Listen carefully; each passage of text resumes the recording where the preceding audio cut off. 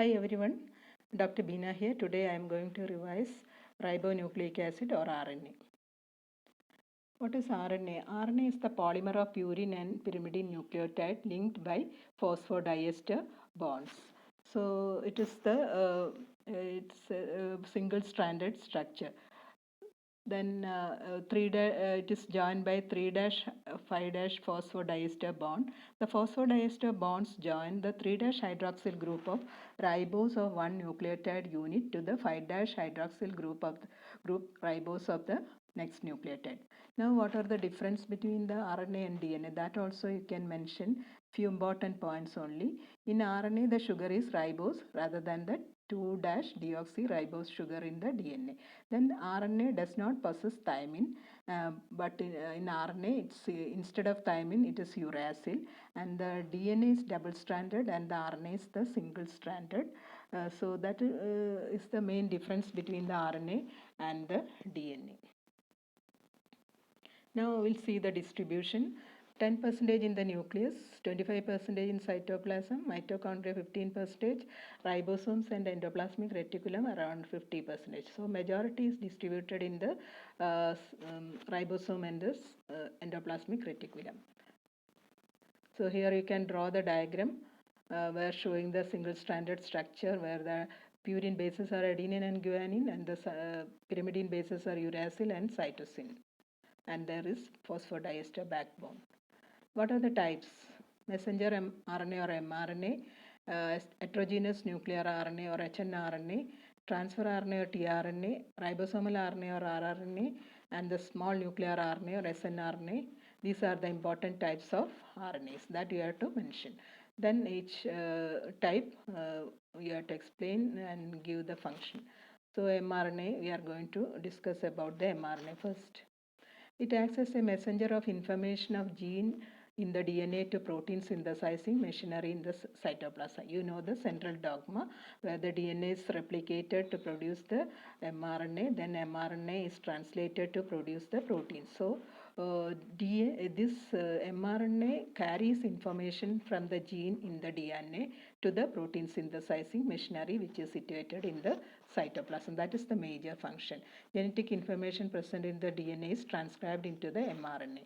Then so mRNA is the complementary copy of the template strand of the DNA. You know there are double-stranded DNA has got a template strand and a coding strand. So the mRNA is the complementary strand for the template strand of DNA.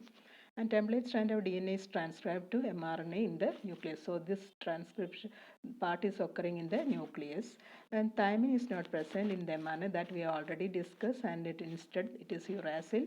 And in eukaryotes, the primary transcript of mRNA is the hnRNA, heterogeneous nuclear RNA. So in the eukaryotes, it is present. First, it is formed as the hnRNA, and later on, it is transformed. hnRNA is modified to form the functional mRNA. Okay. Now the tRNA, important one is the tRNA. There are varieties, around 16 numbers of the tRNA, which is used for it's acting as an adapter molecule in the protein biosynthesis, and it has got a clover leaf structure. So structure is shown here. There is a 3' hydroxyl group and the 5' hydroxyl, 3' and then the 5' and there is a CCA terminus at the 3' prime position, and then there is DYC loop, so variable loop or the small loop, then anticodon part, and then the DHU loop, etc. So it sometimes tRNA alone can be asked for the exam. So that case you have to draw the diagram, mark everything, and explain the functions, everything. So it may be discussed in a separate class. So I am not going to go in the details of that. So here you can see the clover leaf structure.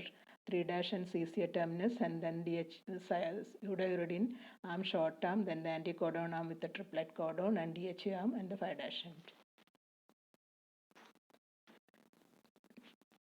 The pseudouridine arm binds to the tRNA to the ribosome. Then the anticodon arm recognizes the codon of the mRNA. Then the acceptor arm binds the specific amino acids.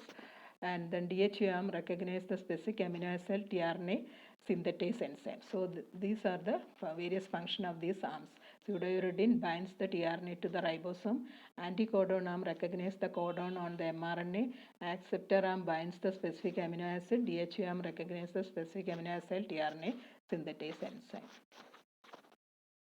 So here you can see the charged tRNA where the amino acid is attached, and then anticodon arm is there, then the DHA arm and the pseudouridine arm.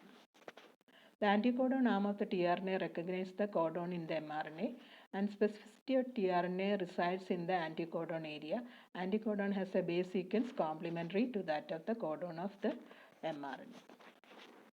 Now we'll pass on to the ribosomal RNA or rRNA.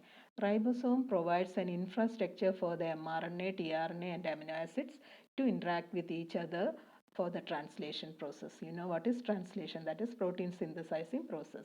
So ribosome, it acts as a platform where the mRNA, tRNA and the amino acids are interacting and producing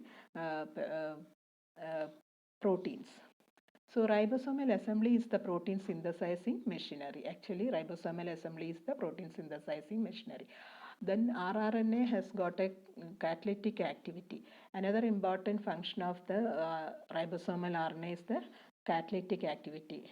So usually the catalytic activity is there for the enzymes are the one which has got catalytic activity, and all enzymes are usually proteins except the ribozyme, which has got a nucleic acid structure.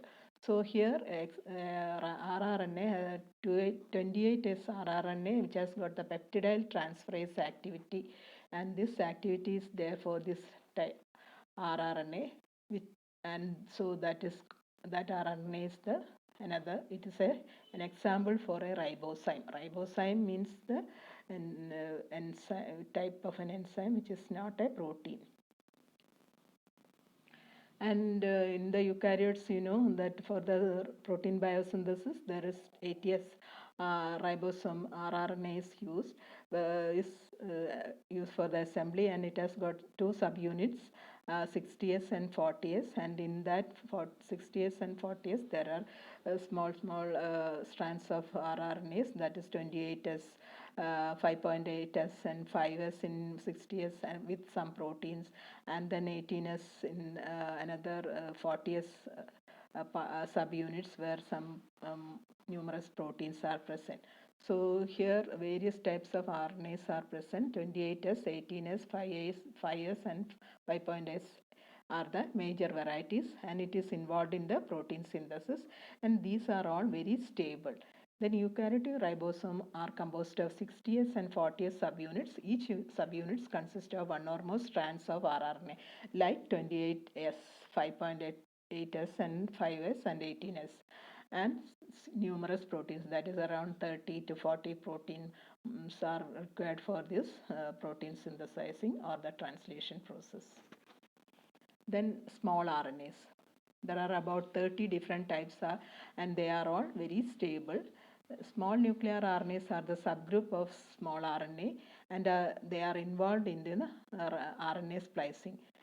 Have you heard of splicing? That is in the process after transcription, there is post-transcriptional modification occurs, and then that is one process is the splicing of the exons. That is this messenger RNA contains introns and exons, coding exons and non-coding regions, that's introns. Introns has to be removed and the exons has to be spliced. So that is occurring with the help of this snRNA, which is forming a spliceosome. So snRNA's size of snRNA ranges from 90 to 300 nucleotides, and they take part in the formation of spliceosomes. These spliceosomes are important in the RNA splicing that is occurring in the post-transcriptional modification.